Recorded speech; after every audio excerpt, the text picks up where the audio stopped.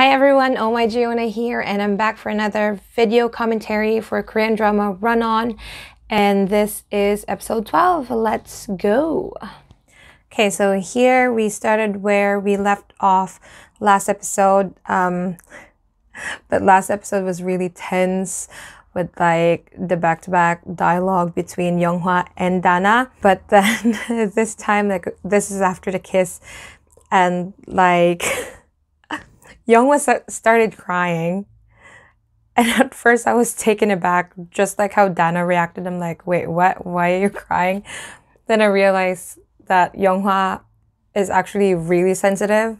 If you remember from a few episodes ago when he watched the movie, and he was crying so much, Se-kyung was asking like, oh, what's wrong with your eyes? And he's like, well, it was just so sad. So he's originally just a very sensitive person, and I guess all his emotions that he was holding on to just suddenly exploded after Dana like kissed him. So, oh, poor guy. And he's like, then why be like this after saying it's over? It's almost like a kid having a tantrum and like just saying what he wants to say. And Dana doesn't know what to do. She's like, wait, let's get food. Oh, it's so funny. Like, look at her face. She's like, I don't know what to do right here. And it's just so funny how she actually took him to go eat chicken when she doesn't even like chicken. And by chicken, I mean like the fried chicken that they have in Korea, which are super good. My sister doesn't eat a lot, but that one day we actually bought Korean fried chicken. It was a whole chicken that we ordered, and we finished the whole thing. It was so good. Like, I don't even know what they put in it. It just tastes so good. Okay, in this scene, it looked like Younghwa was actually like, he actually wants to get back at her, because it seems like he's actually done crying and he's let go of his emotions a little bit, but he's still trying to be hard to get. She would keep asking him like the question. He's like, oh, I don't feel like doing it right now. So I think right now he's playing her because he was mad and he was upset with all the things that she did to him. I like what she said here. All I can do is make up for them. And the Korean line was 엎질은 말 주워 담을 수 없어. 잘 닦아서 지우면 돼. So it's technically no use crying over spilt milk. It has been done. All you can do is like wipe it off and clean up, which is a very big thing. When you do something wrong, you apologize for it. You realize that you made a mistake, and then you clean up, you fix it. And this is a big step for Dana too, because she's so used to people cleaning up for her, like doing things for her. But this time, she's the one who tells herself, you know what, I made a mistake. I've already done that. I can't do anything about what I did. But this is me now fixing it and trying to make it better. I've always wondered if Mi-joo was actually concerned about Se-kyung having the background that he has. His mom is an actress, dad is a politician, sister's a top golfer, and he's like second place for running national. But I never felt like Mi-joo was intimidated, and that she didn't seem like she was worried about that at all. But here in this scene, when May was asking her, like, are you fine with that? His dad even gave you money. And she says, whatever, I choose to be positive since he's Se-kyung's family. And then I realized she was actually thinking about it, but she's trying so hard not to let it bother her. And I mean, like, we will see later on in the episode how she would crumble from this. And it really breaks my heart because Mi-joo is so positive, but there are just some things that hits you hard and you can't do anything about it. And here's Se-kyung doing his rehab with Ushik. And you can just see how much effort he's put into this. He's researched all the stuff that he can make Ushik do. And while he's cleaning, because he knows he has to do this job to support grandma, to earn money while he's not running. And to see him doing different workouts that would fit what he does in cleaning, just Se-kyung is just so good. I don't think he's getting paid for this, you know. He's using his own resources for Ushik. And Ushik even says, like, I feel so honored, like, you're doing all these things for me. You drive me around, you know, you pick me up, and then you help me with rehab and workouts and all that. Like, that's a lot of things. You can just see how much he loves Ushik and how much he supports his dream to get back to the track. And there is Tae-oh. It's the scene I've been waiting for since I don't know when. Tae-oh finally talking to Dana, and Dana actually responding to him. It's just so cute. He's like, do you want the gallery? Would that make you happy? Would that lift up your mood? That's just so sweet. He doesn't even care for the things that he has, because what he wanted most in his life is for Dana to actually care for him. And he's willing to give her the gallery. Like, seriously, I mean, he probably doesn't want it. He doesn't need it. And here he says, I heard Myungmin took what's yours. And he's technically saying, you know what? He took what's yours. You can have mine. That's so sweet. People always think about themselves, which is natural. You have to take care of yourself. But to be this selfless, oh, I love Tae-oh so much. I'm so happy that Dana finally realizes that Tae-oh is not after what she has. Tae-oh is here because he likes her. He's her brother, and that's all he wanted. And she says, take my side when the time comes. I wonder if this is actually a foreshadowing that some things can happen in the future, and Tae-oh would have to choose either between Dana and Myungmin, or just something else entirely, when he would get a spotlight and he would just choose Dana over maybe inheritance or something else. And I can't wait for that scene to come. And he says, I've always been on your side. Oh, I love you too. You guys are awesome. And we get a flashback of him being sick, probably abroad, and Dana came to visit him and calls him brother. And just the look on his face, like, it makes you wonder, like, what happened before this? What kind of family does he have? Like, does he even have a mom? Did his dad ever visit him? Because he seemed so happy that Dana was there. And Dana was like, you know, I'm not here for you. I just kind of came here because they said you're dying. And he's not even the main reason she was here. But he was happy nonetheless. And she even says, like, I came here for Jung Ji-yeon because I want dibs on him. And I didn't realize it on my first watch, but when I was preparing all my stuff for the video, I realized that she meant Jung Ji-yeon as in Jung Sil-jang, her secretary. Now it makes so much sense. Jung Sil-jang used to be Tae-ong's private tutor. That's why he likes Tae-ong so much. Because Dana would always say, like, why do you let him in to my room? And it seems like you're on his side, not on mine. And that makes sense. Jung Ji-yeon actually knew him first and was his tutor. But Dana came and took him and made him her secretary. Now that I think about it, maybe Tae-ong even said, you know what?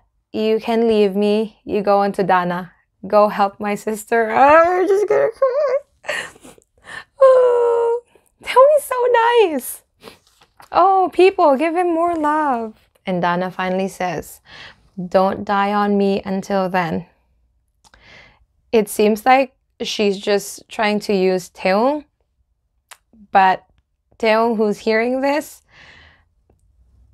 to him this would be like affection that his sister is finally showing him. I mean, it sounds rough, but don't die on me until then. Stay by my side, kind of thing. Oh,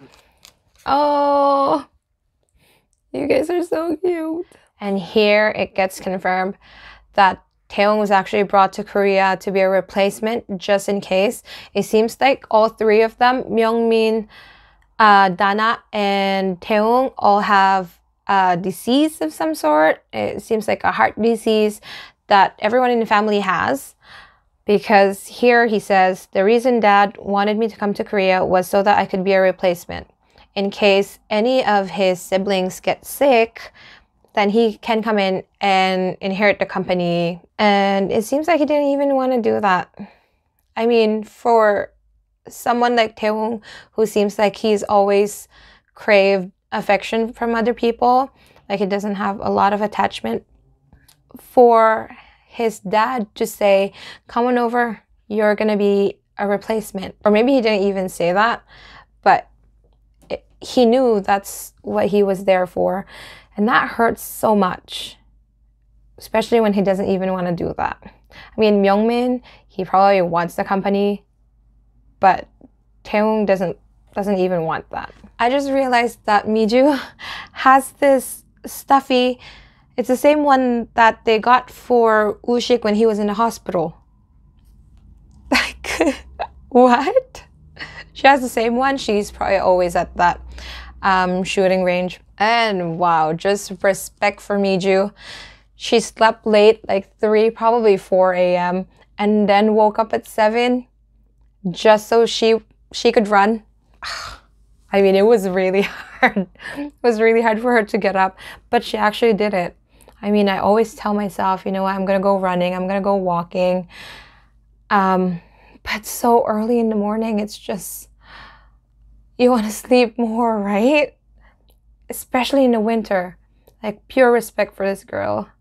Goodness me. But I think it's for the product placement as well, for that app.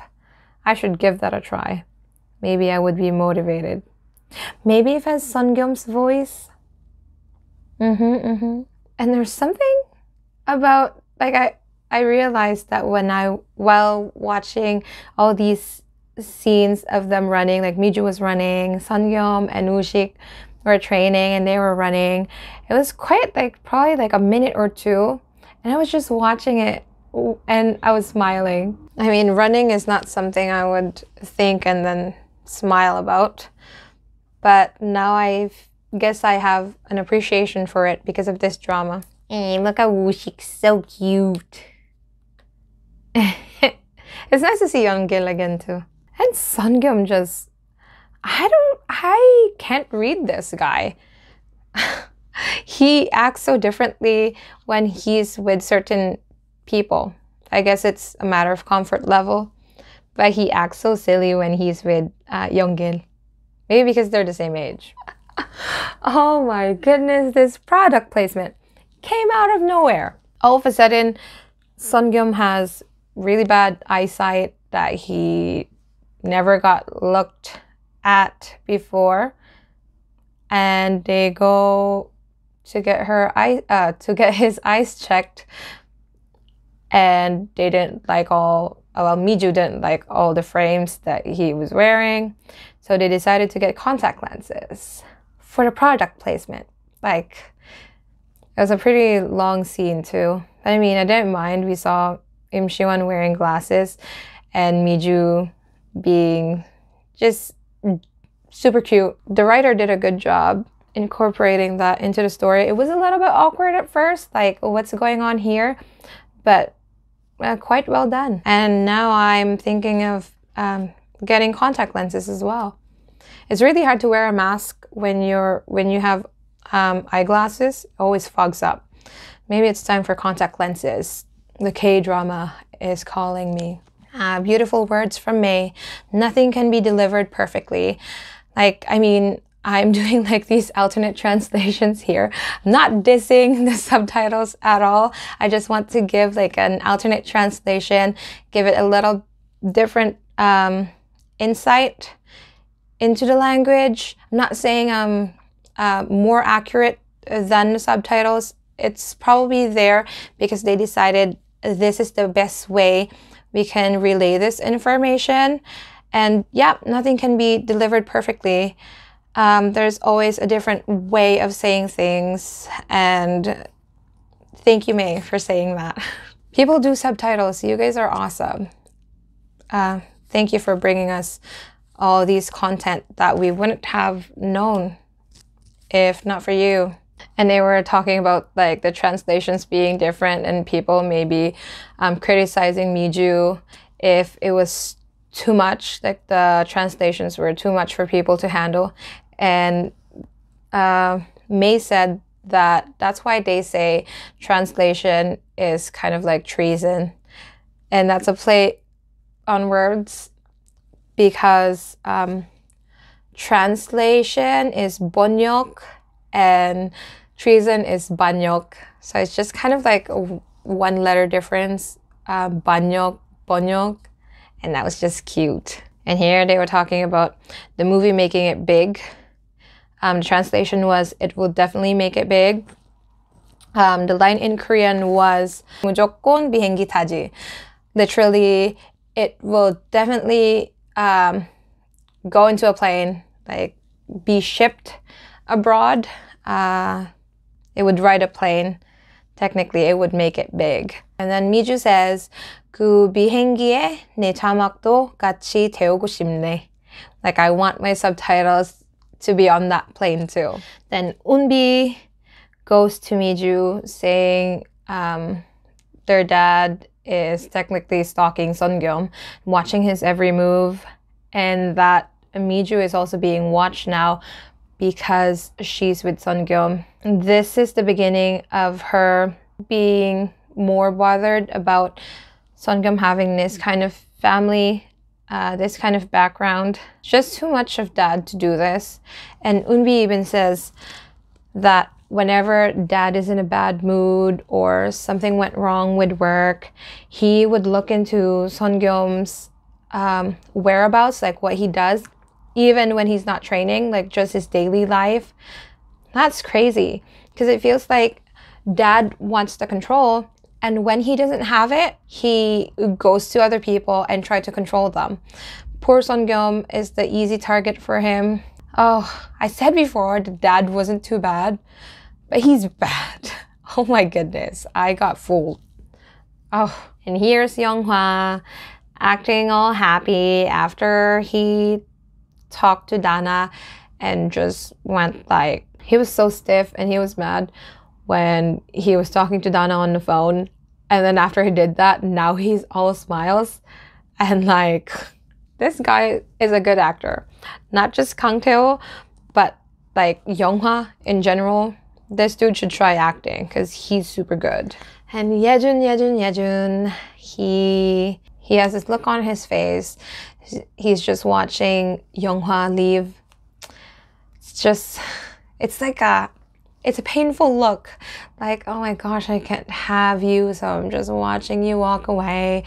And even Dana noticed this because Dana was outside in her car and was looking at them. And she actually noticed the look on Yejun's face.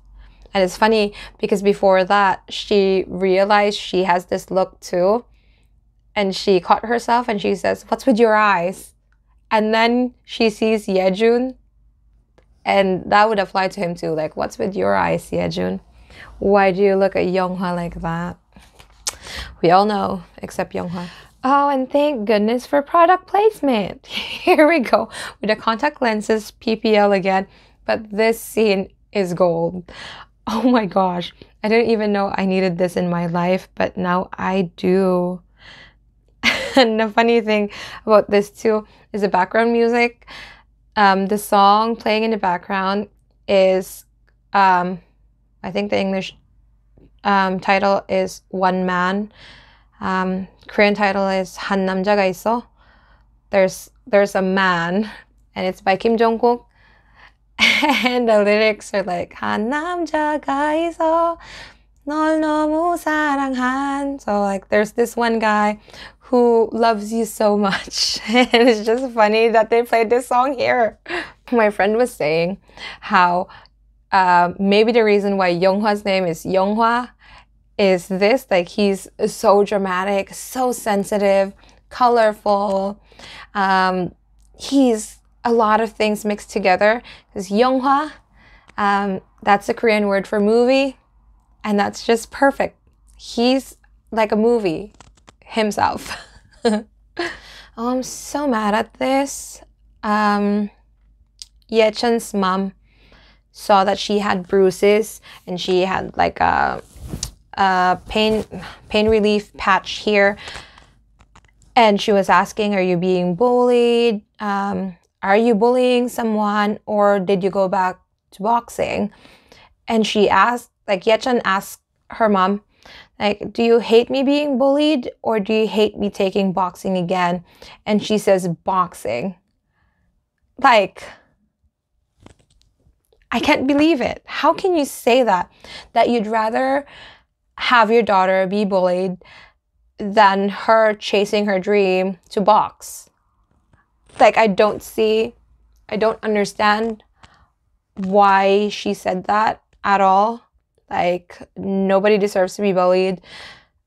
Nobody should be bullied. Like, I just don't understand why she would say that to her daughter. That I don't want you to do boxing so much that I'd rather have you be bullied. No, mom. No. And then Yechen even asked when she was thinking after this, like, should I get bullied? My gosh. Like, big people, you have to be careful what you say to kids, because they always take it to heart. And I love this scene of Younghwa and Dana. It's so simple and just carefree. And they said what they wanted to say. It wasn't like an obvious confession at all, but it was just like two people meeting, telling each other what they feel, and they're together. Perfect. And it's cute too. Oh, Younghwa. Younghwa's so cute. That's just so funny. Dana keeps on asking, why? Why? 왜지? 왜지? I think she said that 4 times. 왜지? So that Yechen's mom actually said, you know what? That's enough. And she still says, 왜지?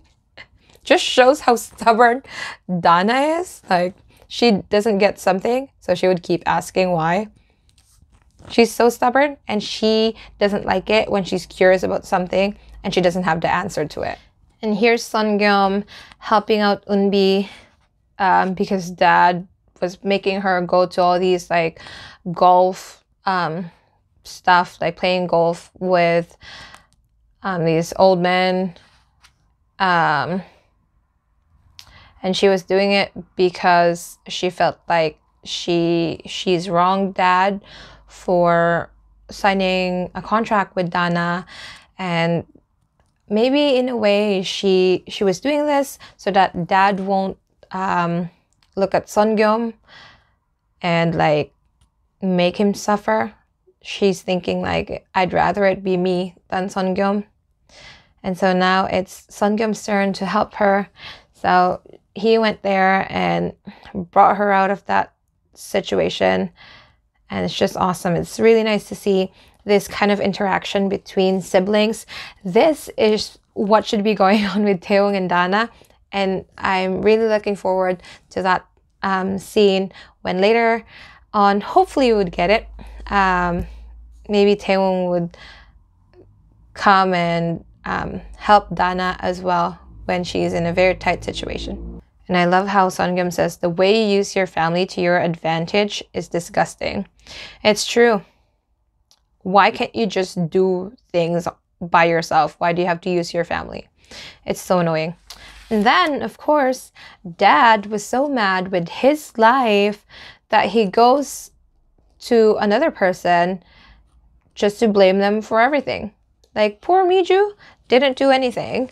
And then dad comes to her and says, "You're the one who ruined my son." Like, I just can't believe I thought he would actually be a decent dad, because he's obviously not. He power trips them, tries to control his son, his daughter. And it's so annoying how he says that he owns Soo-young. Like, no, you don't. He's a person, and he's responsible for himself. He gets to do what he wants. You know, as a parent, you help them when you feel like they're doing something that would hurt themselves or hurt other people. But he's over here trying to blame Mi-joo for actually being a good influence to Soo-young. And it's just the perspective. Like, he sees Mi-joo as the one who wrecks everything because now Soo-young doesn't listen to him anymore. And I mean, to us, it looks like Soo-young is finally free. He gets to speak his mind. But dad thinks that he's actually becoming a worse person. It's crazy. Dad is the kind of person who would blame other people, but not himself, when seriously he's the problem. It's just so annoying. Like, how can you not see it? You're so full of yourself that you don't see that you're the problem, and you'd rather blame other people. Now, I love how here you can see that Mi-joo is suffering. She's having a really hard time with dad just on her face, telling her how she's a bad person, how she's a bad influence to Soo-young, and she should just piss off, you know. But Mi-joo stands her ground, and she looks like she's just about to cry, but she's standing up for Soo-young, like telling dad, like, you know, you don't own him. Oh, this just hurts so much. Mi-joo went back in. You know, like, she's so confident even in front of Soo-young's dad. She was holding her ground. And then she went in and she just cried. And, you know, like, at first I thought, like, oh, okay, she's crying, you know. But then the more I watch her cry, the more I realize what's going on inside her head. Like, dad going there is just telling to her face that you're nothing, you don't deserve to be with Soo-young. And to her, that just sounds like you don't deserve Soo-young because you're an orphan, because you're poor, because you're not on our level. And for Mi-joo, who's always so confident, and to see her break down, probably because of those reasons, just hurt so much. And like, the way this was shot, just beautiful. Shin Se-kyung did such a good job. Like, I totally felt her pain in this scene. I'm so happy that a lot of people are finally looking at Shin Se-kyung and thinking, like, wow, she's really good. She's doing a good job. I'm so proud of my girl.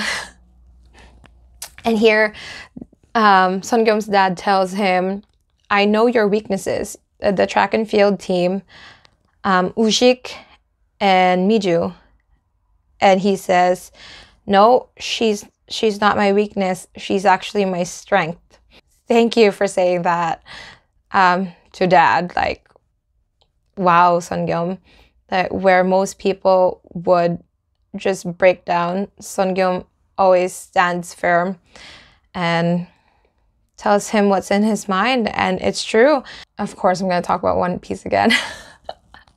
But there's a scene in One Piece when this guy Judge, I'm not going to say who he is, but he was asking Luffy, like, why do you want Sanji back? Like, he's awful. He cooks for the rats. You know, he's weak. He cares too much for people. He's sensitive. Just all these things that he sees as weaknesses that Sanji has. But Luffy just goes like, what's wrong with this guy? Why does he keep telling us your strengths? Like, just beautiful. just a matter of perspective. Other people can see you like a different way, and other people would appreciate those things. And I guess you just have to find the right people who would see you as something that's good, something that's beautiful, and something that could be a strength for other people. Try to find the people who would see the good in you instead of the bad and try to bring you down. Find a Luffy. Oh, this last scene of them. It's so annoying because they just started dating and we barely got like cute moments between them, and now we're seeing them break up. I'm so mad. But here, Mi-joo says, only I can make myself feel better since they're my feelings. Because technically, she's not acting like this because of Soo-young. Like, it's not Soo-young's fault. It's because she's feeling these insecurities that she probably was trying to keep at bay before. But now it's out front. She's seeing it. She feels it. She's insecure. She doesn't have the confidence that she used to have. And she's probably just feeling bad for herself. And feels like she doesn't deserve Soo-young because this is all that she is. Like, she can't offer any more than what she have now. And it seems for dad, that's like what she is now, it's not enough. I mean, I don't fault her for feeling this way.